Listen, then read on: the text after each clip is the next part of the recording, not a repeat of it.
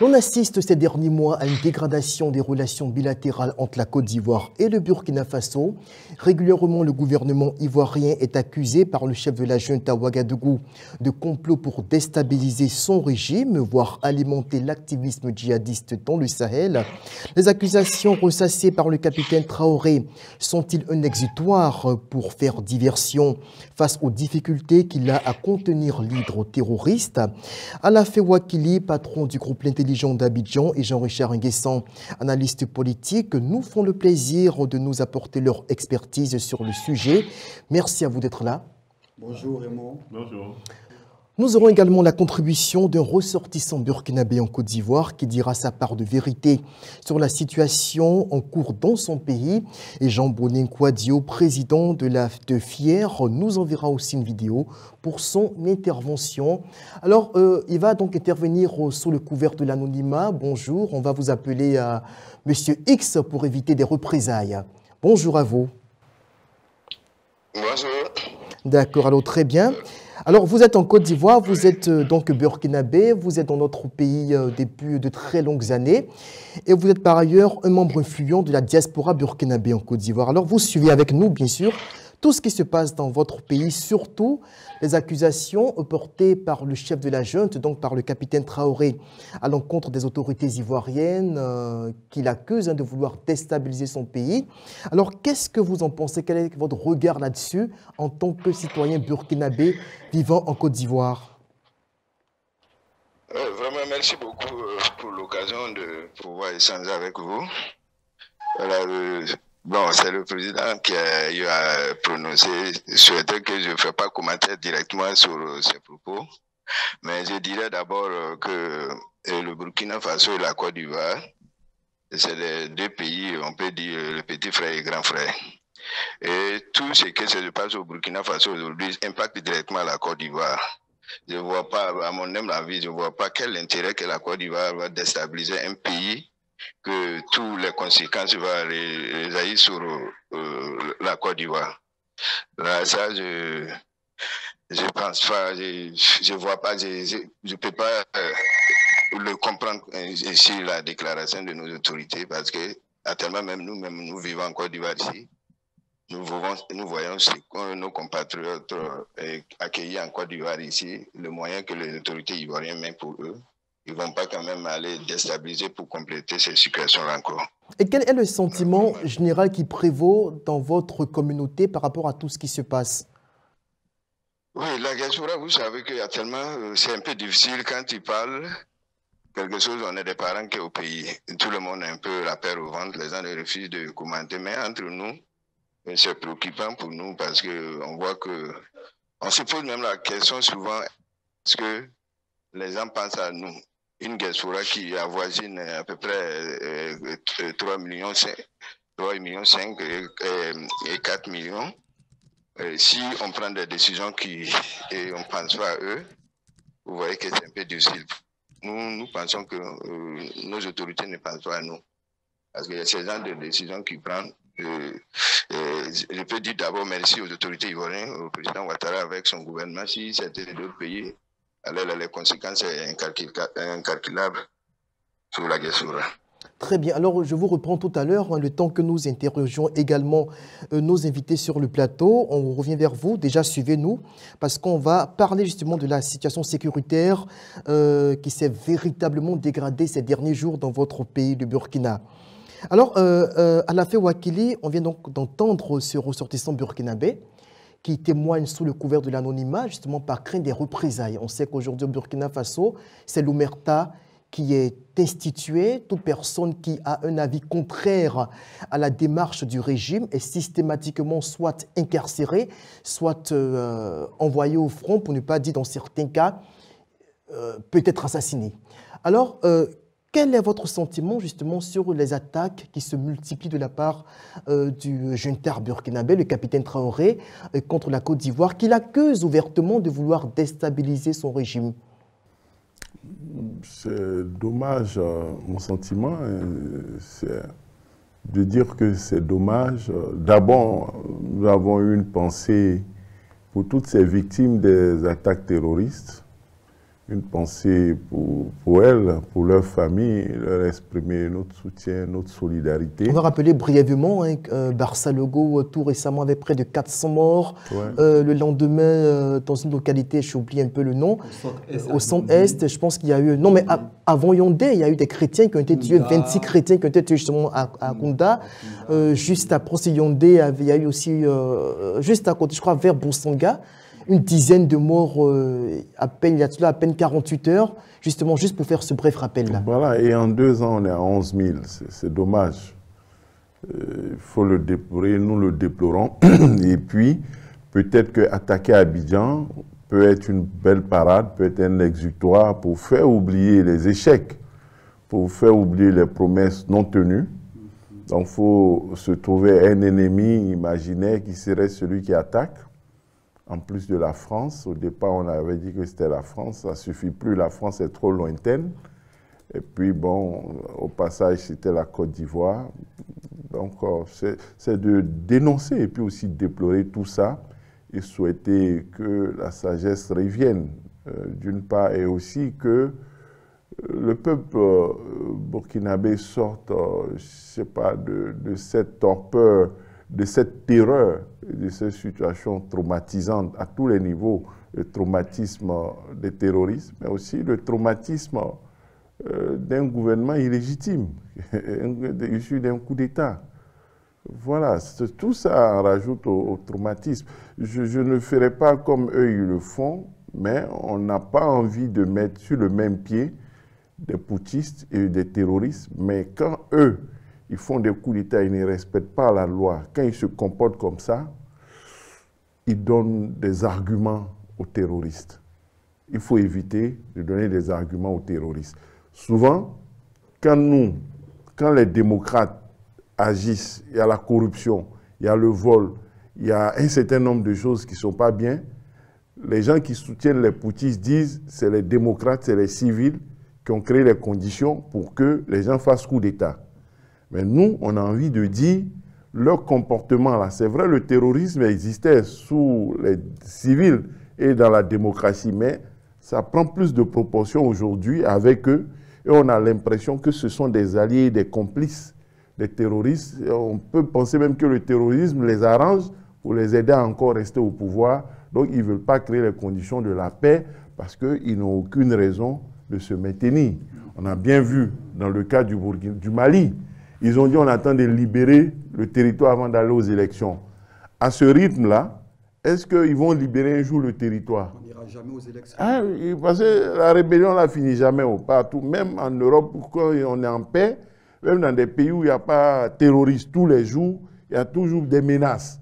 Mais c'est comme si aujourd'hui, bon, avec ce que Macron fait là, il dit bon, il y a GO, on ne s'est pas entendu, et puis après les Paralympiques, là, après il dit non, il y a une menace terroriste, ils vont attaquer la France dans 10 jours, on attend après pour faire le gouvernement, bon, on a détecté un réseau de terroristes, donc comme il y a la menace tous les jours, là, je reste président. On tente de trouver des artifices pour se maintenir au pouvoir. Il faut que les gens arrêtent tout ça, et arrêtent de faire souffrir les braves populations qui n'ont pas demandé, et de mettre en danger, comme le frère vient de le dire.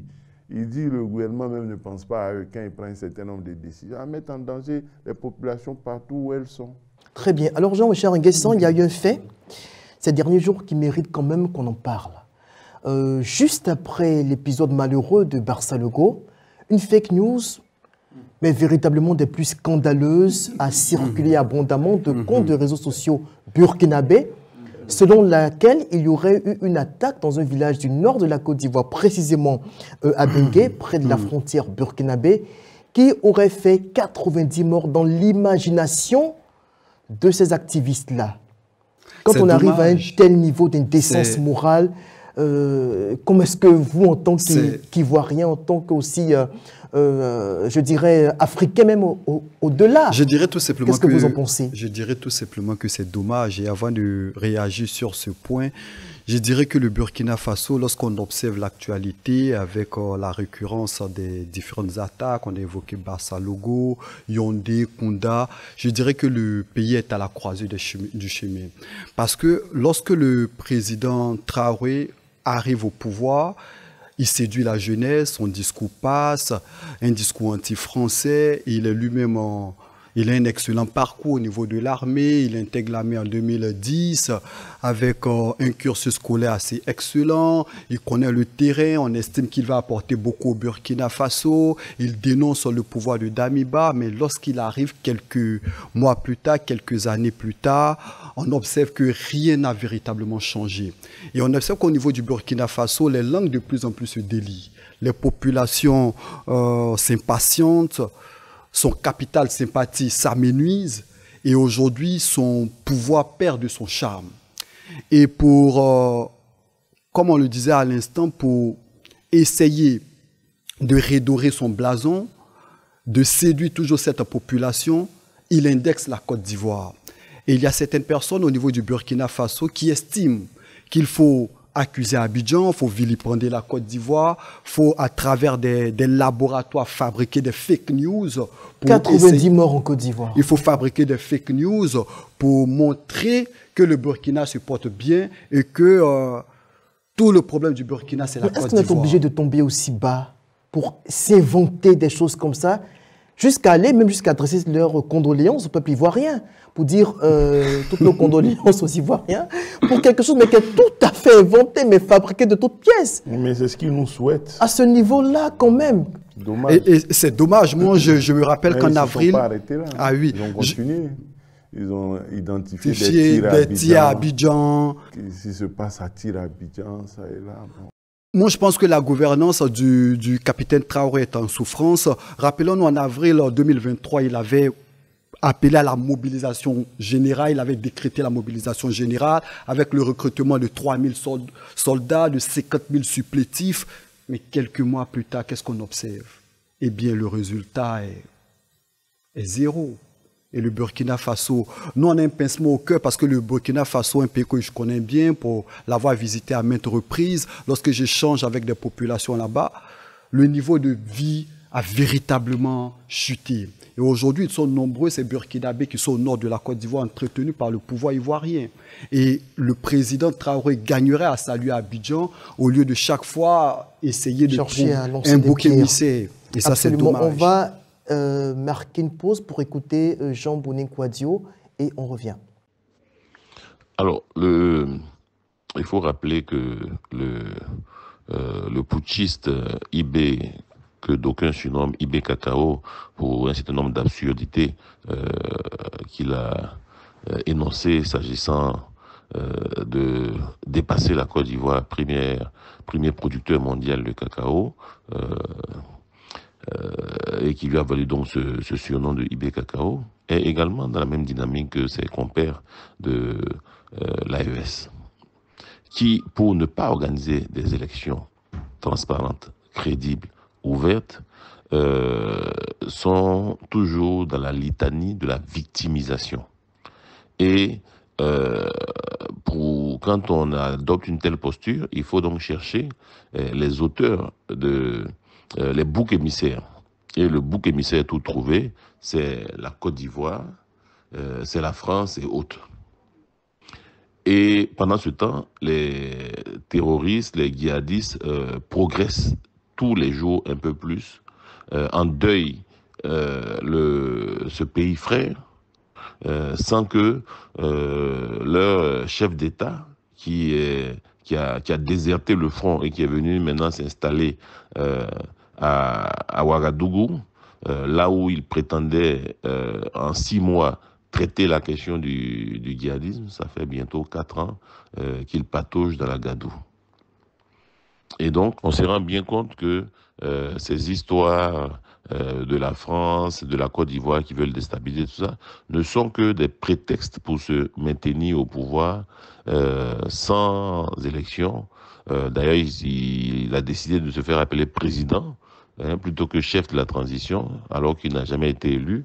C'est bien,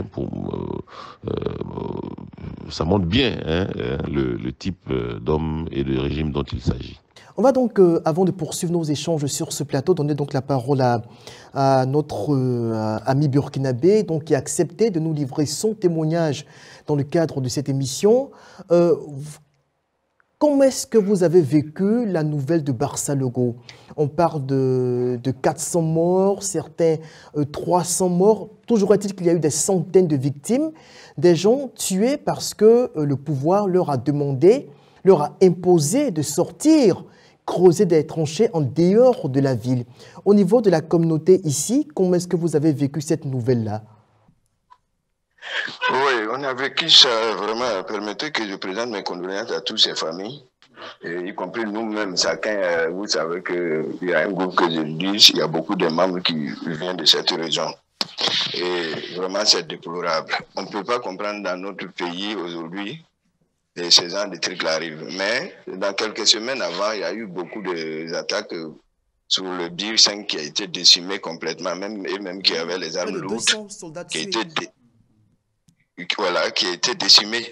Maintenant, en disant les vaillants en population, tout le monde savait que la zone, c'est une zone rouge. L'armée même savait que la zone, c'est une zone rouge. En demandant à la population d'aller creuser ces tranchées, et d'abord, le président a eu à tenir un discours avant, qui disait le militaire, que lui, il ordonne d'aller faire creuser ces tranchées, il a obligé la population de faire creuser ces tranchées-là. Mais voilà, ce discours est là, ça existe dans les réseaux sociaux. Et en disant ça, les gars ont obligé les gens pour aller creuser ces tranchées. Mais il n'y a même pas eu protection. On ne peut pas s'étonner qu'il y a eu beaucoup de morts. Ils ont voulu dire que non, qu'il n'y a pas eu ceci, mais on a des parents qui sont dans la région. Hein, c'est pas, même s'il n'y a pas à faire de réseaux sociaux, on a des parents. Et c'est dommage qu'à nos jours, là, ça arrive et puis on acquise les autres pays. Mais ce qui est curieux, sans vouloir vous interrompre, c'est que le massacre s'est produit de 9h à 16h, dit-on, de sources, de témoins sur place, de 9h à 16h.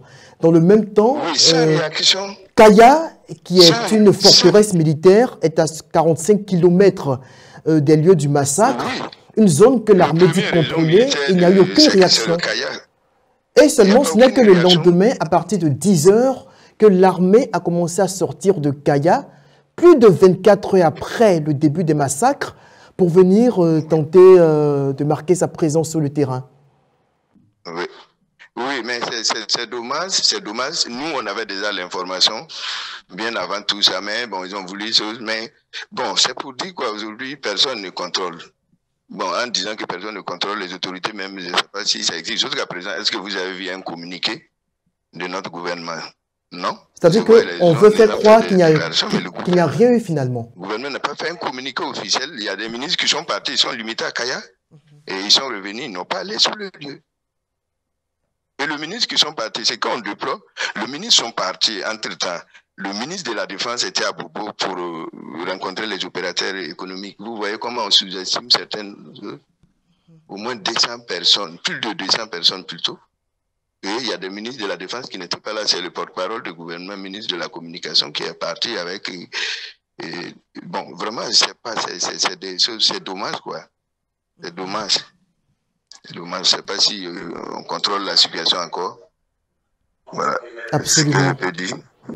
Alors, on revient à vous tout à l'heure. Juste le temps aussi de donner la parole donc, à nos autres intervenants sur le plateau. Alafé Wakili, quand on est burkinabé et qu'on a des parents dans ces zones qui se font massacrer et que dans le même temps on refuse qu'on en parle ouvertement dans les médias, quel est le sentiment que l'on peut éprouver? C'est la frustration, c'est la colère, c'est des fortes douleurs. En parler, trouver des mots pour apaiser au niveau de Ouaga aurait pu aider davantage. Mais c'est l'omerta, comme on le dit, c'est silence radio, une attitude révolutionnaire. Et ils savent bien que le premier coup d'État qui a fait partie un démocrate, quelqu'un qui a été élu, qui n'a pas volé de mandat, qui n'était pas dans un troisième mandat, qui est la preuve. Le président est au Burkina, le président renversé, est au Burkina tranquille. Kaboré, il n'est pas poursuivi. Roch-Marc Christian Kaboré, il n'est pas poursuivi, il est là parce qu'il n'a rien fait. les terroristes, ils l'ont attaqué. On dit qu'il n'a pas vite réagi. Il n'a pas pillé l'argent du Burkina. Il n'y a pas de poursuite. Il vit tranquille dans sa maison. Il n'a rien fait. Ce qu'il a fait là, on dit qu'il n'a pas pu lutter contre les terroristes. On l'a renversé pour sa Damiba. Après, lui aussi, il échouait. On dit qu'il n'était pas clair. Après seulement 9 mois de présence. Après 9 mois, on dit qu'il n'est pas clair. Traoré est venu le renverser. Vous ne voyez pas que... Je n'ai pas envie de dire que Dieu est en train de punir ces militaires voyous là. Non, non. Excusez-moi, le mot est fort. Allez-y, dites-le franchement, puisque c'est... J'ai envie de dire Dieu est en train de les punir. Mais Kaboré, il est tranquille au Burkina. Ils doivent aller se confesser, lui demander pardon et lui rendre son pouvoir. Mais c'est grave ce qu'ils ont fait. C'est-à-dire, quand ils veulent justifier les coups d'État, ils disent quoi? Il y a corruption, il y a pillage, il y a violation de la Constitution. On a volé l'élection, on a fait ceci, 3e mandat. Tout ça là, il n'y avait pas au Burkina.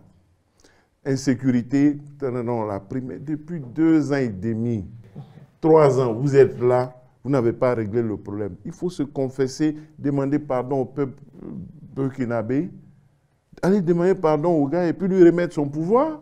Parce que c'est eux qui ont échoué. Kaboré n'est pas un militaire. Lui, il y a 3-4 ans, il était au quel front? Bon, il va dire, on ne l'a pas pris lui pour aller défendre. Il n'y avait pas une bonne stratégie. Il voulait que Kaboré aille dire aux civils d'aller faire des tranchées et puis se faire massacrer. Kaboré, au moins, n'a pas fait ça. C'est eux, les militaires, au lieu d'aller combattre, ils sont venus lui faire coup d'État. Mais c'est des traites à la nation. Il ne faut pas s'amuser avec ces gens-là. Mais c'est grave ce qui se passe au Burkina. C'est grave ce qui se passe avec nos poutistes en Afrique. C'est grave. Et il y a un qui est encore arrêté au Niger. Qu'est-ce qu'il a fait? Qu'est-ce qu'ils ont fait?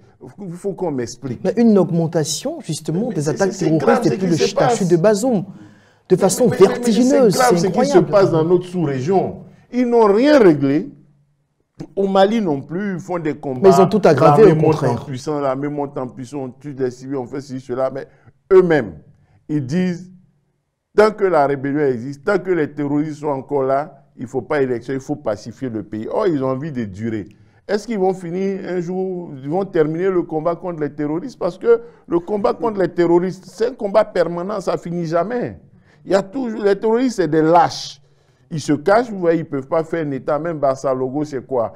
Les gens creusaient, ils sont venus, ils ont attaqué Bobo et puis ils sont partis. Ils fuient. Ils sont se cacher aux frontières, dans les villages, ils se mêlent aux civils. Donc c'est dangereux, c'est des gens aussi dangereux. Mais quand vous-même, vous ne respectez plus la loi, vous déposez quelqu'un, vous allez les combattre et vous les combattez avec des méthodes hors la loi. Mais pourquoi vous voulez que Dieu même vous punisse pas? Sauf qu'au Burkina, quand même, disons-le, tout comme au Mali et au Niger, ils occupent des pans entiers.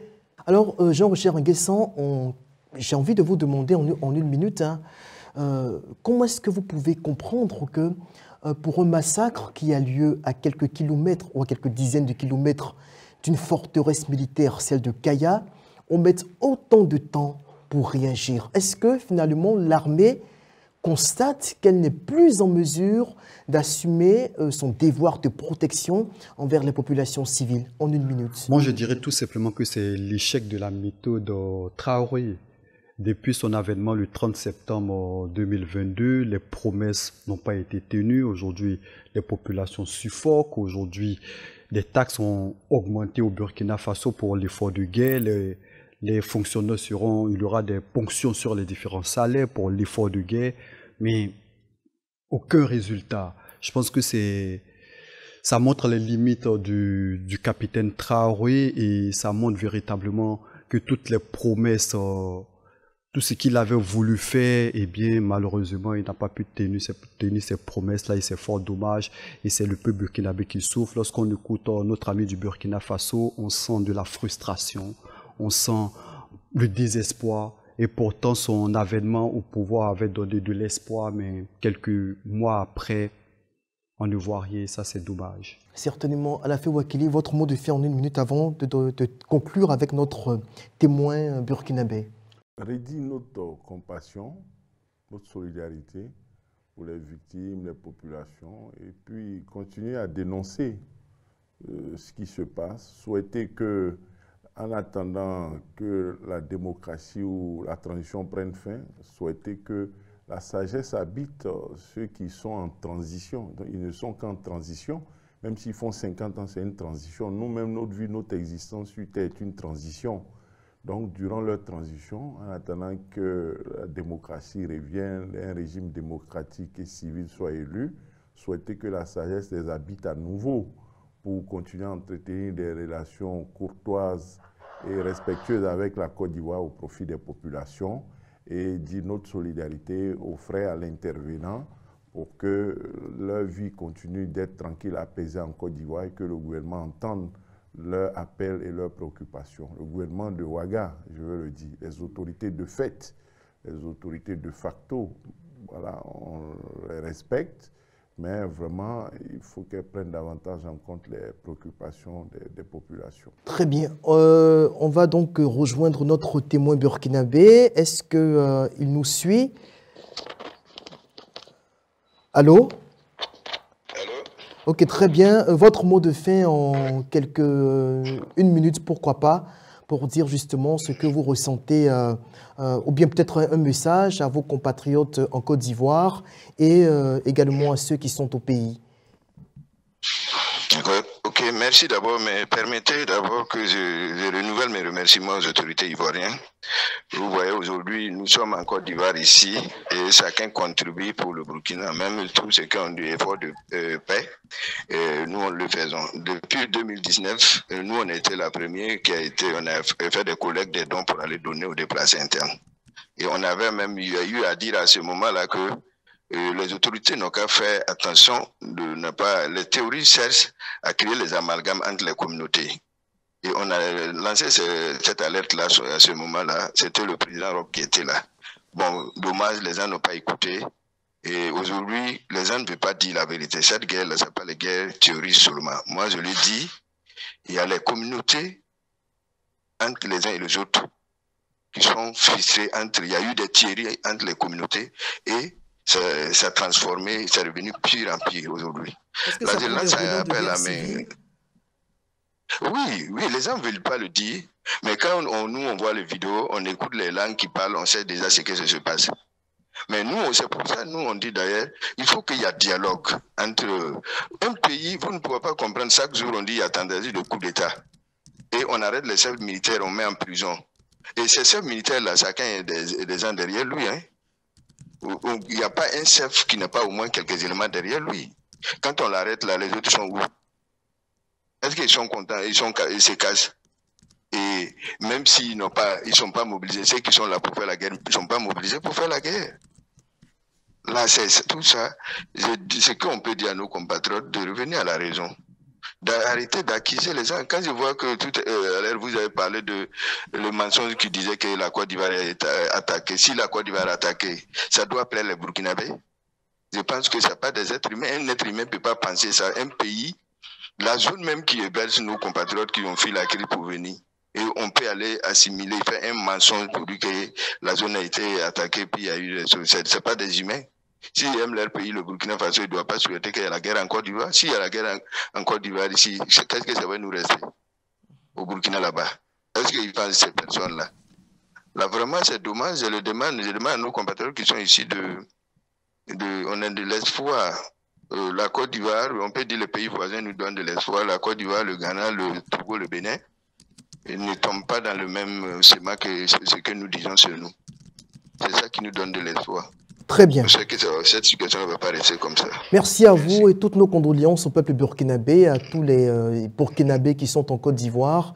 Beaucoup de courage à vous en espérant que le soleil se lève enfin sur le Burkina Faso. Devoir de vérité, c'est terminé pour ce numéro. Merci de nous avoir suivis.